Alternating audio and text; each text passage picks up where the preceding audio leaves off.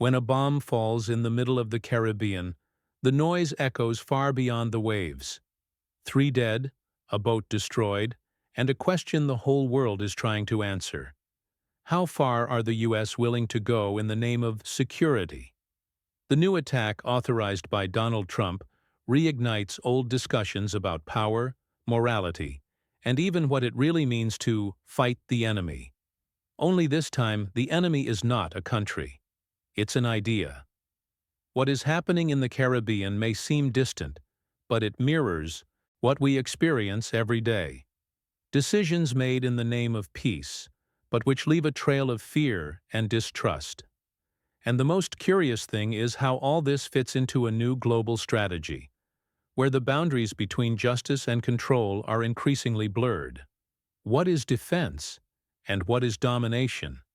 If you want to understand the behind-the-scenes story and discover what nobody is saying about the American attacks in the Caribbean, subscribe to the channel, turn on notifications, and leave a like. Because what you're about to see may completely change how you view power, war, and the world you live in. No one expected that dawn in the Caribbean would bring more smoke than breeze. The dark blue sea was cut by missiles that, in seconds, turned a vessel into wreckage, and 3 lives into mere numbers. U.S. Secretary of Defense Pete Hegseth confirmed the attack as a lethal kinetic operation, authorized directly by Donald Trump. The justification? To combat drug trafficking in international waters. But behind the firm words, a question lingered. Where does the line lie between national security and absolute power? The announcement came via social media, as if it were just another routine statement. But the reactions showed that nothing there was trivial.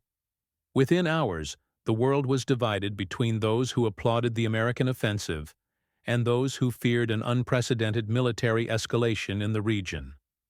The war on drugs, a familiar battle in Latin America, now had a new stage and a new commander willing to rewrite its rules.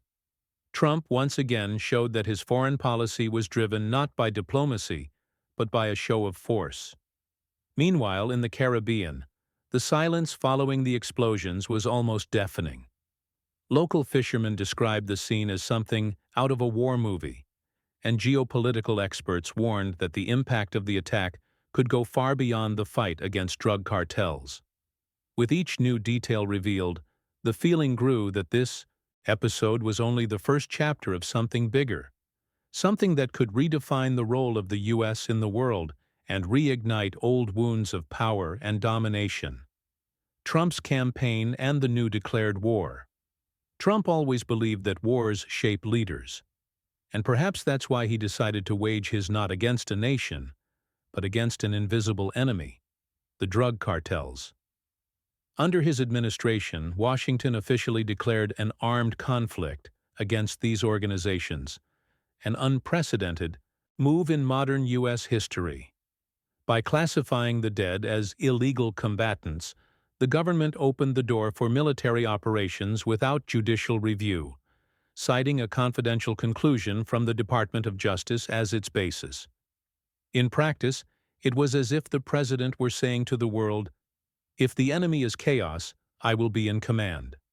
The strategy, however, was not limited to missiles and destroyed ships. Behind the rhetoric, there was a political project of power and perception. Trump knew that, for many Americans, fear is a powerful tool of persuasion, and the promise of total security sounds almost like redemption. Transforming the fight against drug trafficking into a stage for military heroism guaranteed him headlines, domestic support, and an image of unwavering strength. It was the old logic that, in times of uncertainty, the leader who promises protection automatically becomes the savior of the nation. But every crusade has a price, and when war is declared without clear borders, the battlefield can expand uncontrollably. Experts warned that this new doctrine could be used in the future against any group labeled as a threat, even without concrete evidence. In other words, opening this door meant giving the powerful the right to act without witnesses. And while the tanks of diplomacy were still trying to keep pace with the drones, the world began to wonder, how far would the US be willing to go in the name of peace? The silence of the evidence and the noise of the doubts. When the first attack was announced, the world awaited proof, but it never came.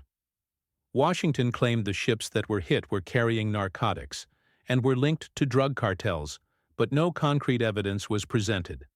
No photos, no detailed reports, no samples seized. The rhetoric was firm, but the silence of the facts was deafening. And it is precisely in this silence that doubt gains strength. After all, how many wars have been born from justifications without witnesses? Some members of Congress began to question the legality of the operation. Human rights groups also spoke out, warning that the government was overstepping the bounds of the Constitution by authorizing executions without trial. The argument of fighting evil always sounds noble until someone asks, who defines what evil is? In a scenario where fear serves as political fuel, the line between justice and revenge becomes increasingly blurred. And when that happens, the truth comes to depend on who is holding the microphone. While doubts grew, the official narrative remained unperturbed.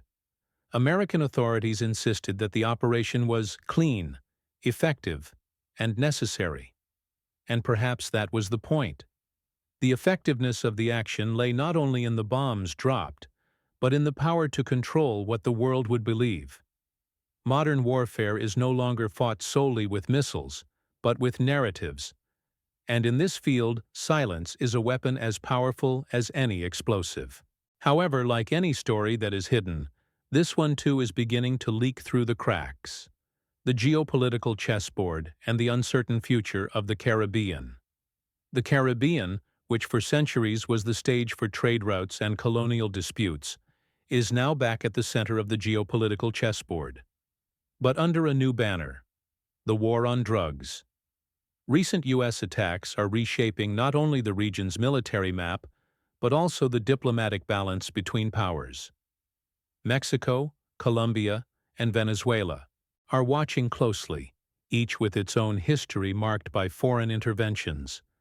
And while Washington speaks of protecting its interests, fears are growing among its neighbors that this protection will turn into a veiled occupation. Analysts suggest that the Caribbean may be becoming the new laboratory for American foreign policy, a space to test how much the world tolerates the use of force without international consensus.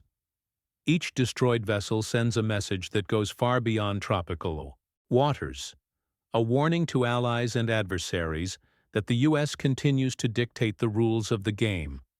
But in every power game, there is always a variable that escapes control: public opinion.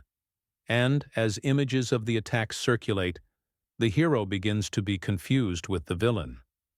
The region's future seems to teeter between two extremes: fear and resistance.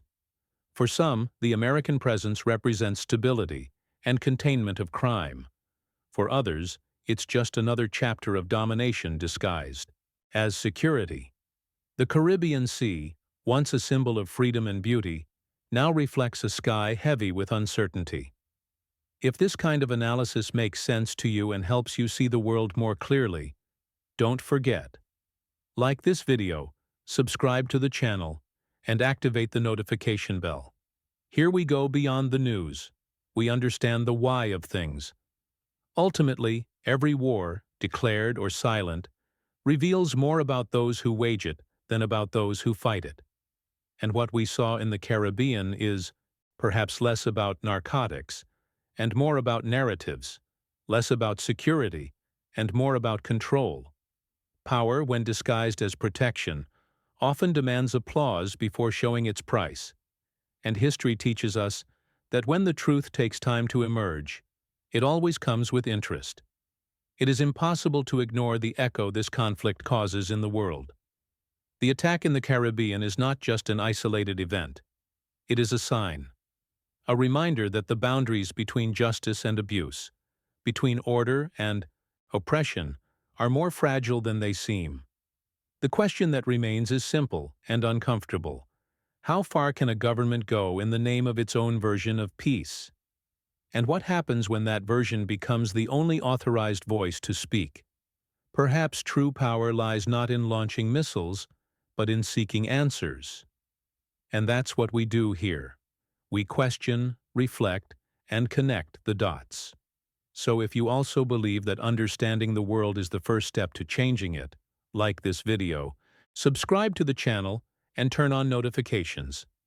Because in future analyses, we'll uncover what comes next. And believe me, what lies behind the silence may be even more explosive than the sound of bombs.